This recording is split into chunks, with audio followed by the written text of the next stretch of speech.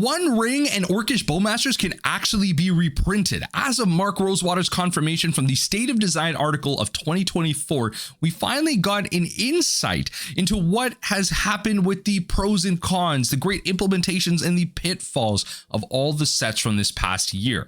Now, before we head too far into the video, I want you to let me know in the comment section down below, what did you think of 2024's design of Magic in general? Did you like all the sets? Did you like the themes? Did you like the cards that have come out over the past little bit? And are you a Commander player that has generally enjoyed the great rides of the format, the number of legendaries that have been made available to us set by set? Or are you a Constructed player that's just generally frustrated with us being left behind and our formats being just completely sullied into the ground? And I mean, next week we have our BNR announcement, but that doesn't mean that we should just be left to the dust with these few announcements every couple of sets. And with what seems to be the past 20 years of these updates coming to us, the State of Design article, the first one linked, is from 2005. And with today's article, I wanted to go over some of those highlights, talk to some of the paragraphs that I thought had some really good insights as to what we as Constructed and Commander players can look forward to when it comes to card design, and how the design team is looking at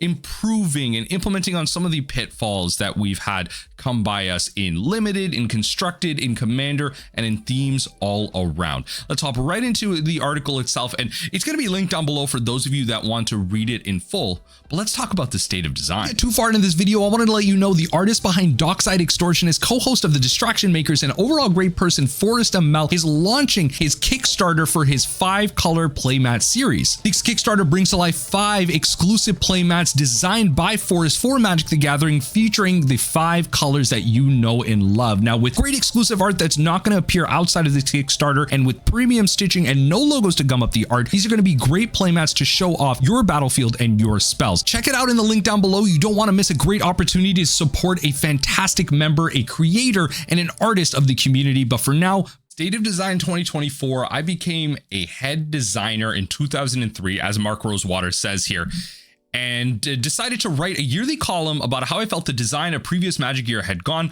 I modeled this article after the speech the US president gives once a year. My column was first published in 2005, the year that the first sets I oversaw as a head designer was released. Here are the links to the past 19 articles. Again, almost 20 years of State of Design. Here I'll begin to look back at the entire year, talking about the highlights and lessons of the year. Then I will discuss each booster release, which new content, and talk about the highlights and lessons of that particular set. There's a lot of amazing design that went into non-booster releases, but I'm only one man with limited word count. Note that I'll be talking more about a big picture design rather than providing card by card commentary. This column will cover Lord of the Rings, Tales of Middle-earth through Modern Horizons 3. And of course, as you know on this channel, those are going to be the ones that we're probably going to focus on a bit more. As always, I begin with the same question. How was the last year of Magic design? And let me give you my take. In general, I will say, with the amount of churn that we've seen as an average Magic the Gathering player, and truly that's what I am, even as a content creator, as a player, I'm very much an average player. I play Constructed, I play Commander, I interact with Magic online, I'm on Twitter, I really interact with Magic all throughout, but I also play other games as well. I play a lot of non-TCG games. I play the One Piece TCG. I play Lorcana. Like I've interacted with a lot of things outside of Magic.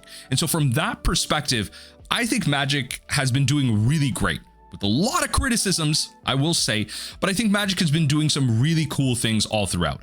I think there have been some good implementations of Universes Beyond. I think Universes Beyond has fully become that kind of Fortnitification where we will see sets that eventually come out through designs and through IPs that get crossed over that people will become interested in, that people will want to buy. And so with that will bring in a more casual audience, that will bring in more players into the game, and that'll just really fill out your Commander nights, your Constructed nights, and all that stuff. More people will be playing the game in general. Your queues on Magic Arena will be a lot quicker, stuff like that. It's going to be a net positive thing for the game. But when you really weed down into it from a competitive perspective, that part of the game has been waning for a number of years. And I think there reaches a critical mass where it becomes a problem. I think it may pretty much be approaching that, but I'm not sure if Magic needs an extremely front facing competitive scene, but it does need a working one. It does need one that's clear, concise, has a lot of avenues for access and participation. And I think there is. It just isn't the most advertised thing in the world. It's not super clear, but it's there. And so that's what I'll say. I think I'm generally happy, but I am wary of where things are going. The trend isn't too great, but we haven't crossed the line too far. I think we're there. We're flirting with the line, but yeah. I'd say it was a mixed bag with many high highs and low lows. The last Magic year had some of the best selling sets of all time and some big misses, including our worst performing set in many years. We did a bunch of things right and did some things wrong. And so, you know, kind of the best selling sets of all time. I mean, that you're thinking of like Lord of the Rings, right? That's going to be kind of the big thing there. Modern Horizons 3 will probably go down as one of the kind of bigger selling sets, especially in terms of how it really changes all constructed formats and the reprints that we get out of it. I imagine a lot of that will kind of come out of that. But overall Magic design, we push the boundaries in terms of a highlight. 30 years in, I'm proud to say we aren't playing it safe. While not every set worked out, I like that we were trying to stay true to the core of Magic design, which is always leading into its evolution. We had bold objectives, both in what the sets were about and the individual mechanics and card designs we created. We leaned into resonance. Regular readers know how much I value resonance. If our job is to make you all happy, we want to tap into what makes you excited. This last year had us going in many different directions, trying to find something for every Magic player. I hope that each of you had one set that spoke to you personally. And I think this is probably the great boon of, as I was mentioning, the increase in sets and increase in universes beyond. Ultimately, we will find something that resonates with everyone. And it's not just about resonating with Magic players. It's resonating with the casuals, the one that only interact with maybe a pre-release, a Commander game or two. It's getting those folks in, right? And seeing like, oh, wow, there are all these cards that do so many cool things. Okay, I have, you know, I built this Assassin's Creed deck. I really like that game. Okay, let me get more into ninjutsu. Let me get more into these unblockable things. Okay, let me get into EDH rec and see how I can improve this. And then like, oh, that card is cool. And like, you see how it kind of starts that full exploration. And so that's where this type of stuff is really important. And pushing boundaries is always good too. I think a lot of people don't understand that the companion mechanic was actually, if you think about it from a design perspective, a good thing to do so that we know not to do it. That is the key. You have to do things and make mistakes. You can't just not do bad things. That's incorrect. You don't know what you're talking about if you think a companion shouldn't have been made. That was a good thing to make to push boundaries. And mechanics like that are important to understand whether or not it could be a mistake, how to better implement them in the future. And it led to something like an errata, which is really an unheard of thing when it comes to Magic the Gathering. We aren't like other games like the One Piece TCG. And so things like this are really important, so that we know how in the future we can implement different sets. If we should go back to block constructed, should we extend standard rotation? Should we make sets feel more individualistic? Should we tie them in? Like all this type of stuff. That's important with resonance and boundaries. Last piece here on highlights is there were a lot of cool individual card designs. There's a lot to discuss at a macro level about Magic design, but the individual successes still matter. Are we designing individual cards that are cool, evocative, and fun to play? I think we did quite well on this category, both for the Mels who looking for innovative mechanic design, both for the Mels. What does this mean? Someone in the comment section. What is this? The Mels, innovative Magic design, and the Vorthoses who want flavorful top-down design. Okay, so this is just like a term for someone who likes Magic design, and then Vorthoses who like flavorful top-down designs. Okay, yeah, that's fair. I mean, I like, again, something like the One Ring, very, very unique and evocative, you know, kind of bringing back a lot of cool mechanics in different ways. Like we have different ways that we implemented morph, kind of flip cards and like playing cards later. And like there's a lot of cool individual designs, I think, even in the Commander perspective. But the lessons, we were too on the nose with our tropes. Resonance is good, but there's such a thing of too much of it. I feel this year we leaned a little too far in that direction. With numerous sets, the volume of cards on a certain topic was simply too high. And our overtone was at times too meta in its creation. We do want to continue to make cards about topics that excite people, but we need to look at our execution. And so that could be seen as maybe leaning too far into a joke. And that's kind of what happened with like a lot of the Unfinity cards. Like when you just did it over and over again, the jokes didn't become funny. And so kind of Mystery Boosters 2 is seen as like Unfinity done right. You do it kind of sparsely, you do it really uniquely, you make every design feel on its own, and stuff like that is really important. But when you lean too far into cowboys, you lean too far into the dinosaurs and stuff, like it can become a little lackluster, especially for those that are kind of confused as to how all of this ties in. Like we went from fighting great Phyrexian cross-dimensional creatures to Oko with the cowboy hat. Honestly, like it does feel like that sometimes, right? Like some individual mechanics were too complex. In our quest to push boundaries and find new design space, we ended up with some designs that were more simply more complicated than needed. There's a tension between doing enough and doing too much, and I think we should be careful about adding volume to mechanics that isn't worth the additional words, complexity, and logistics. And I think that's completely fair. We've seen this, you know, the professor's done so many videos about it. I've done a video or two about it. So many of your content creators talk about how just the complexity creep and word soup that occurs in Magic cards. It really feels like there are simpler ways to express certain cards and their design. And I think they do complicated things for rules interactions, but nowadays they're just doing things like this occurs once a turn. Like you do this, we can't limit it anymore, but you know, you create treasure. If you sacrifice a creature, you create a treasure token. Yes, that's busted, but we're going to limit you to once a turn. You know, like instead of having to like jump through hoops, I feel like that has been a good implementation. So I think maybe that's fair. That's like how they've kind of changed that. But this year has been a little complicated. More mechanics were polarizing than previous year. One of the things I noticed when mapping out my notes for this column was how often a mechanic ended up both as a highlight and a lesson. I'm a big believer that we want to make things some people love, and even if other things hate it, but I don't want it polarizing, and that shouldn't be the goal.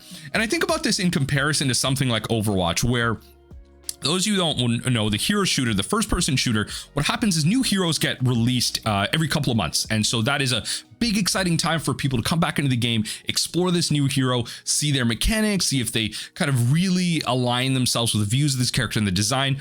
And what ultimately ends up happening is in a lot of cases, they do actually make that character more powerful than usual, because honestly, at the end of the day, it sells. If a character like that allows you to do big, fun, cool, fantastic plays, and you can kind of compare that to like precons and some of the legendaries that really get printed. If you get to do really powerful, busted things, that really brings people in, and it really gets people excited to play the game. Like the One Ring was this really exciting, polarizing thing, right? A lot of people hated it, creating like one-of-one things. We were like, oh, this is like the new reserve list, and like creating exclusive arts and all that stuff. But then it brings people in from a collectability perspective. A lot of people enjoy the chase, and that can be seen as gambling and everything. But at the end of the day, those are cosmetics. The One Ring was largely accessible, and we're going to talk about it kind of later down the line here, how the One Ring actually can be reprinted, as per Mark Rosewater's words here.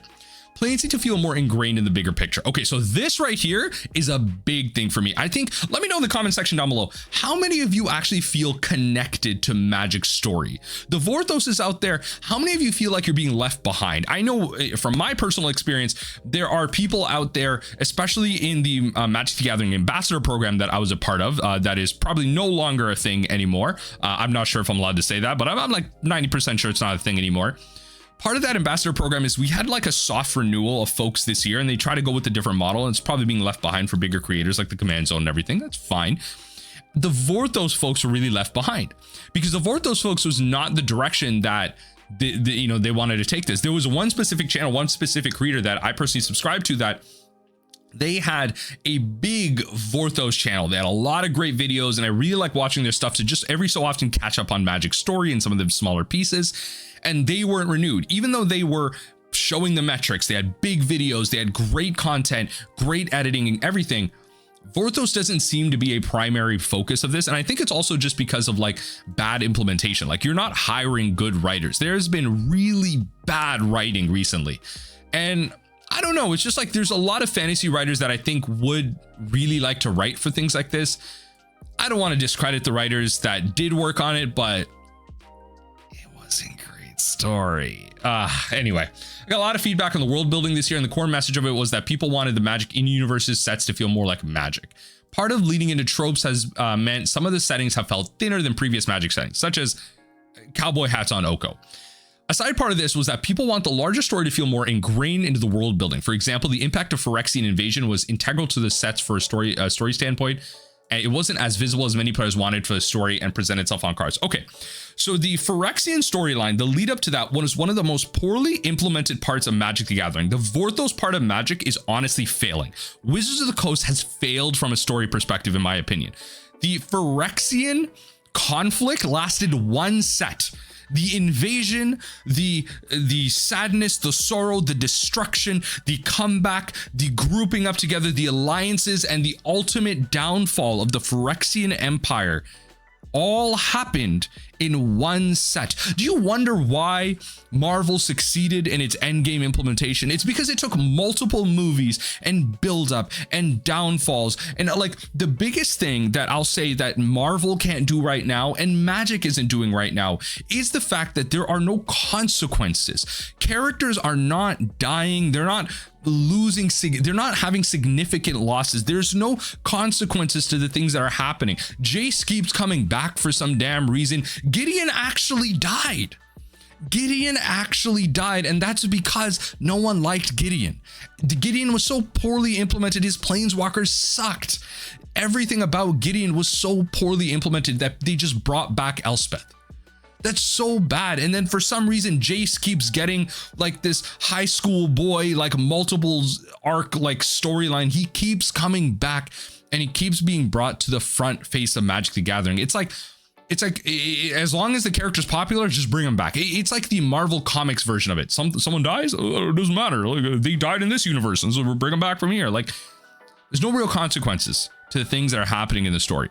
And so people don't feel attached. They don't feel like something can't happen. They're like, oh, Jace is trapped. He's going to come back. Whatever. You know, like the Phyrexia is going to be back. The Oilsick is going to be back. The Eldrazi are going to be back. Like there's no consequences to these things. And it's actually really frustrating from a viewer's perspective. And again, we see it in Marvel. We see all these heroes and these shows where nothing really happens. No one really like takes a fall and like things aren't permanent anymore. So I don't know. That's just kind of my take on it. But let's talk about Lord of the Rings Tales of the Middle-earth. Highlights. This set did an excellent job of capturing the flavor of the books mechanically. There's a reason we chose the Lord of the Rings for our first full Universes Beyond set, and I think they were smart to do this. It's such a foundational work to the fantasy genre that it felt like the perfect fit for Magic. We spent extra time on it because we knew how important it was for the flavor to be spot on, and I think it's an area where design excelled. From characters to story moments to important objects, the set did an amazing job of capturing the books through the lens of Magic design. There were a lot of compliments about top-down design choices and mechanical execution. I largely agree. I think there was some great flavor in this set. A lot of the bigger characters of the primary Lord of the Rings series were really showcased well. Obviously, it's just you can't have like 1.5 sets really do Lord of the Rings justice. If it was like a multi-set thing, I think it really would have been fleshed out, but I think it did what it needed to do, especially because of the One Ring. The set excelled at its creative elements. Players had a huge appreciation for how the art showed off the world and the story. They liked the set that allowed fans of Lord of the Rings to see components that they've never seen shown visually before. That was a big one as well. They also appreciated how the various card components were used well to reference the novels. The execution of mechanics led to good gameplay. This set made use of existing Magic technology to not only bring Middle-earth to life, but to create fun gameplay patterns. A mascot most compliments, but players also like the use of food tokens, scrying, halflings, halfling typal, the Nazgul, the common land cycling. This was a big one. This like land cycling, the land cycling thing actually fundamentally changed so many constructed formats. How about like modern, Pauper, a lot of Commander, like these land cyclers were crazy. Like literally just fundamentally changed Living End in Modern, by the way. And then in Pauper, they're just all stars. Many even appreciate how the ring tempts you played, although a bit of a polarizing topic. It was kind of like a flavor fail because like the ring tempts you, like both players can have the ring tempt them, but like that only made sense like in the story. The ring could really only tempt you if like you had it, but like I guess the ring could tempt someone else, like they would want to take it from you. But then that just made more sense as like if it was like a monarch mechanic, like it probably would have just made more sense as a monarch mechanic, but I guess they didn't want to make like fixed or broken or dumb monarch. The lessons. The ring tempts you received a lot of criticism. While some enjoyed how the mechanic played, especially the role it added to the evasion in Limited, the mechanic had several big complaints. Many thought it didn't capture the feel of the One Ring as it didn't have any downside built into it. Some just wish it had a different name, while others wanted a mechanical overhaul. Some didn't like how complex it was, as it was hard to remember what the bonuses granted you. In hindsight, we wanted to have 3 abilities instead of 4. Interesting. There was a color imbalance in limited. Black and red, especially together, were just better than the other colors. The warp limited, this warp limited and cut off access to a lot of themes that players wish were more viable, especially like blue-green elves. Yeah, you would hope like elves, orcs, halfling, typal, like you'd wish like these like things would kind of like come together in limited. 2 of the cards were too good. Oh boy. The biggest complaint I got about this set was the power level of 2 cards, the One Ring and Orcish Bowmasters. Many feel they're warping the environments they're legal in, and they wish they could be banned. Others were concerned about our ability to reprint them. We do have the ability to do so and can even make them in-universe equivalents. The special one-of version of the One Ring was upsetting to some, although enjoyed by others. I think the implementation of that was good. The One Ring was one of the best marketing decisions Wizards of the Coast could have ever made.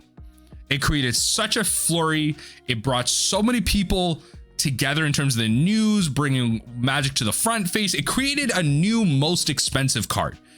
The One Ring, the One Ring is more expensive than any Black Lotus you will ever find. And that is a stated fact based on how much it sold for, right? And obviously there's no hard set prices based on what people will buy for it, like pay for it. It was one of the best marketing decisions Wizards of the Coast made. And that's what made this set so popular. But the fact that we can actually print the One Ring and Orcish Bowmasters is such a relief. This is so key. They have yet to address this, that the One Ring has been creeping up in price. Orcish Bowmasters has been taking over Legacy and again, creeping up in price. And a lot of people had their concerns about cards like this that are so polarizing, that are so like widely played in constructed formats as 4-ofs, not even 1-ofs. What would happen if we could not reprint them? And so Mark Rosewater has officially confirmed we do have the ability to reprint them and can make in-universes equivalent. Now, here's the statement. Here's the key part. I don't know how much we can read into this. We do have the ability to reprint them and even make them in-universe equivalent. So you're saying you could potentially reprint the original One Ring and Orcish Bowmasters, but also make in-universe versions. Interesting. So how does that work from a contract perspective for Magic the Gathering? How does that work for Universes Beyond and the Token Estate? Are you implying that you could repay them more money and then print them again? Or is the and more so like we can reprint them and the reprints are in universe? It's just weird that they kind of differentiated that. I like, again, just kind of highlighting that. Now I'm going to skip some of this stuff here. Again, Lost Caverns of Ixalan murders, just individual pieces there, outlaws and their cowboys. The plane definitely felt paper thin. Too many legendaries as well. And then skip to Modern Horizons 3. Again, link down below if you're looking for the full article. But the highlights here, many players love the references and callbacks. Modern Horizons mix of nostalgia and high complexity, making use of old mechanics to create that premier sets can't, is a winning recipe. Players enjoy the mixing and matching of mechanics, the deep cut references, and the clever card by card design.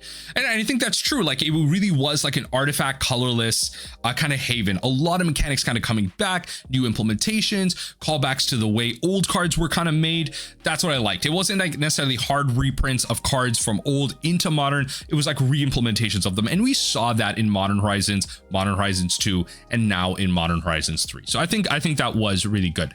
The themes were fun. Energy, Eldrazi, and Modified were all called out as compelling and exciting themes. Big shout out to Energy for making that really playable and constructed right now. Although numerous people stated that they would be happy to never see Annihilator again. that just goes to show that a lot of the testing group was Commander players, because only Commander players care about Annihilator like that. Only y'all care about Annihilator like that. Play Edicts. Many players like that were tapping into themes that needed more cards in larger formats and felt that they gave Limited a unique feel. Limited was a blast. MH3's higher complexity allows us to create a limited environment that's unlike most others. There are many enfranchised players who called out Modern Horizons sets as the best limited formats due to their high depth and high synergy. Many stated they were glad it was draftable on Arena. Good call on that sense. Double-faced cards were a big hit. Modern Horizons 3 added double-faced cards for the first time. It was a big hit. Players have been asking for another cycle of double-faced planeswalkers, so they're quite happy to see that in C1 in the set. The MDFC lands were also a popular addition to the set, but players wanted to see even more DFCs There were a lot of different designs they enable, and some were sad that Modern Horizons 3 only made use of 2 executions. They wanted more one-off designs. And I think so. I think that's really good. Like if you had like a Delve card that was a one-off that wasn't busted, again, pretty hard to design a Delve card that isn't busted.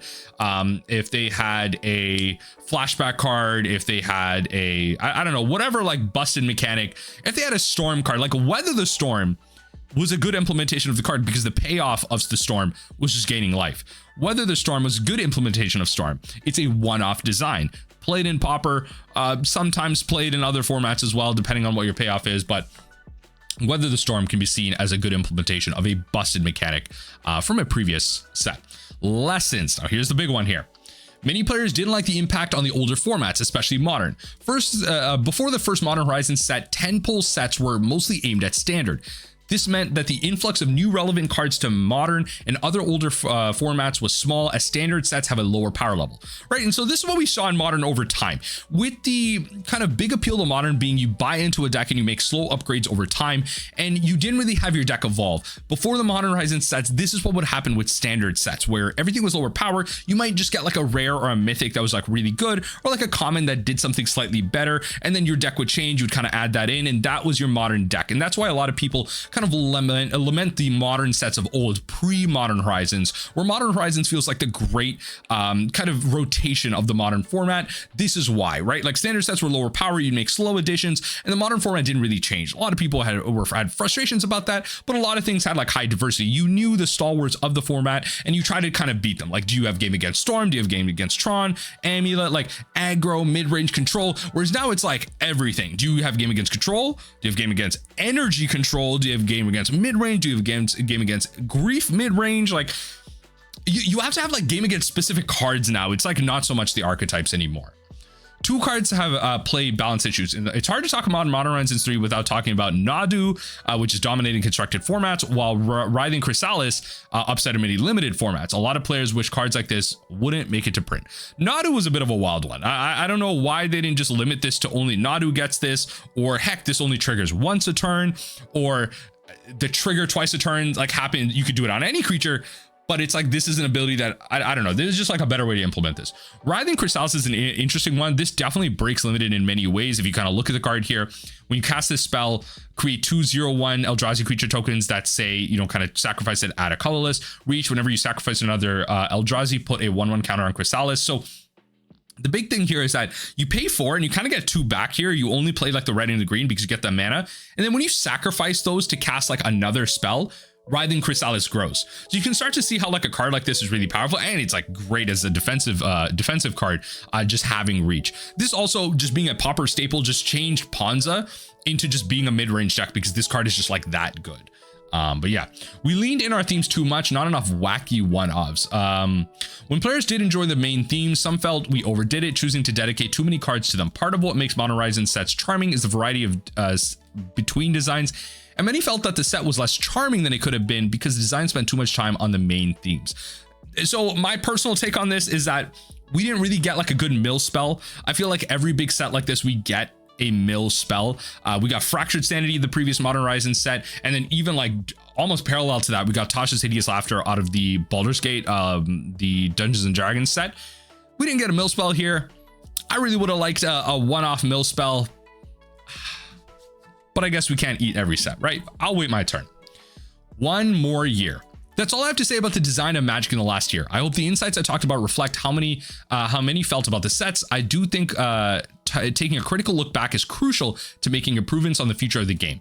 I want to thank everyone who took time to share their insights with me through social media. As always, I'm curious of your feedback on this column and many of my thoughts throughout this year. You can email me or contact through me and my social accounts. Join me next week as we revisit the Council of Colors on a State of Design. Mark Rosewater's drive to work. I love that. Like, so when he's driving to work, kind of talking about a set, I believe he like interviews someone sometimes. It's great. It's great. But in general, I love some of the feedback here. Again, I think the video would be too long if I just went over the whole article. My mind would probably start to melt, but link down below. Let me know what you think about the ability to reprint some of these cards, and how, you know, the State of Design has kind of informed a lot of greats and a lot of pitfalls. But I think Magic is heading in a good direction. We're gonna get Marvel and like a space opera set, something close to Star Wars maybe next year. So let's see if blasters and laser ships can kind of collide with Iron Man and the Infinity Gauntlet. Let me know what you think of the video down below. Let me know what you think of the state of design of Magic the Gathering in 2024.